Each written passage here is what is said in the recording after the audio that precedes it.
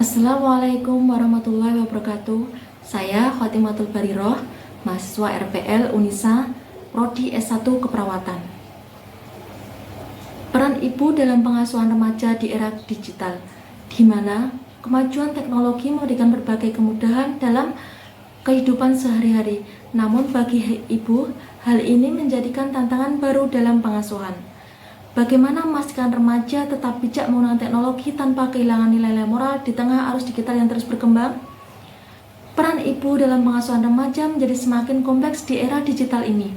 Di satu sisi, teknologi memberikan peluang besar untuk mendukung pendidikan dan kreativitas anak. Di antaranya, remaja dapat mengakses berbagai informasi, hiburan, dan media sosial dengan lebih mudah. Mempermudah mereka berkomunikasi, mendapatkan informasi pendidikan, serta terhubung dengan teman sebaya dimanapun. Namun, di sisi lain, penggunaan teknologi yang tidak terkendali dapat membawa dampak yang negatif, mulai dari kecanduan media sosial hingga paparan konten yang tidak sesuai.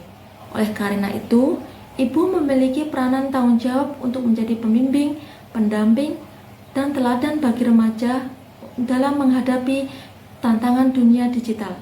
Menurut Kementerian Pemberdayaan Perempuan dan Perlindungan Anak RI, pola asuh anak dan remaja di era digital berfokus pada pendampingan dan bimbingan kepada anak dalam memanfaatkan gadget, yaitu mengawasi dalam penggunaan gadget, menetapkan jadwal penggunaan gadget, memanfaatkan gadget sebagai media edukasi, mendiskusikan resiko dan dampak penggunaan gadget secara berlebihan, stay up to date, kemudian ajak remaja untuk melakukan aktivitas positif, serta tetap tegas dan proaktif. Dalam perspektif Islam, peran seorang ibu dianggap sebagai madrasah utama dalam membangun peradaban Islam yang dibangun berdasarkan Al-Quran dan Sunnah. Beberapa peran strategis ibu yaitu pendidik dalam keluarga, peletak dasar pendidikan masyarakat, dan pendukung pembangunan pendidikan. Bahkan, Islam menegaskan bahwa kepengasuhan dan pendidikan kedua orang tualah yang menentukan nasib akhir anaknya akan beragama seperti apa. Seperti hadis Rasulullah yang artinya, setiap bayi dilahirkan dalam keadaan fitrah. Sesungguhnya kedua orang tuanya yang menjadikan mereka Yahudi, Nasrani, ataupun Majusi. HR Bukhari Muslim. Dan seorang istri adalah pemimpin di rumah suaminya dan bertanggung jawab atas kepemimpinannya. HR Bukhari. Demikianlah Islam memposisikan ibu yang sangat penting bagi tumbuh kembang dan pendidikan anak. Tidak hanya sebatas kognitif, tetapi afektif bahkan psikomotor mereka. Namun demikian, kadangkala peran itu menjadi kurang optimal dengan hilangnya waktu yang berkualitas bersama anak karena kesibukan dalam pekerjaan dan profesi tertentu atau anak yang sibuk dengan gadgetnya.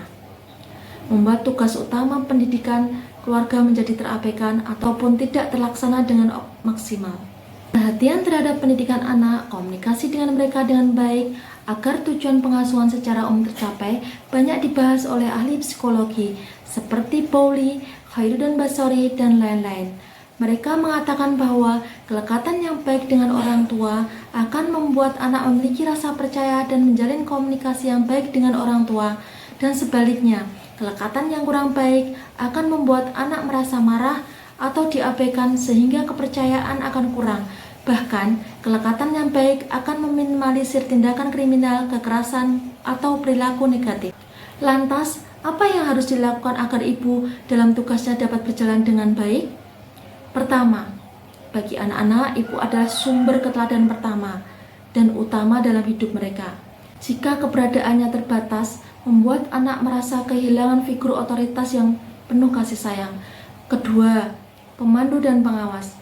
Meskipun anak tinggal di pesantren yang secara ideal memberikan pendidikan agama yang kuat, namun pengaruh dunia digital yang begitu besar bisa saja mengikis pemahaman yang kuat dan nilai-nilai yang telah ditanamkan di pesantren.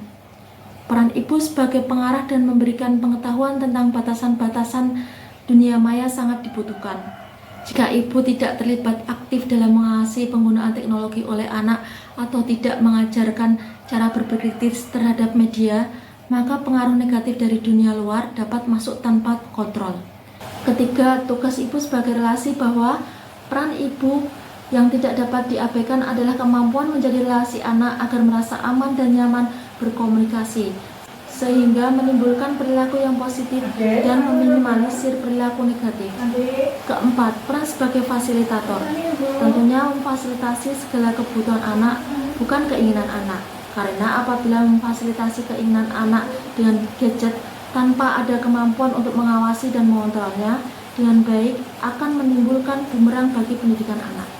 Peran utama seorang ibu, tentu masih banyak tugas yang lain pada umumnya, di antaranya menanamkan nilai-nilai keislaman, mengajarkan empati dan kasih sayang, membimbing dalam menghadapi tantangan hidup, menguatkan pendidikan anak, menguatkan pendidikan akhlak melalui cerita dan kisah inspiratif anak dengan kebiasaan baik.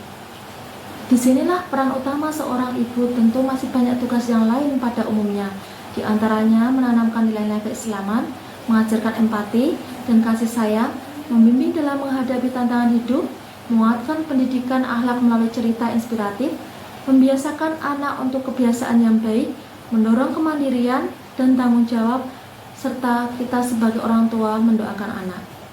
Wassalamualaikum warahmatullahi wabarakatuh.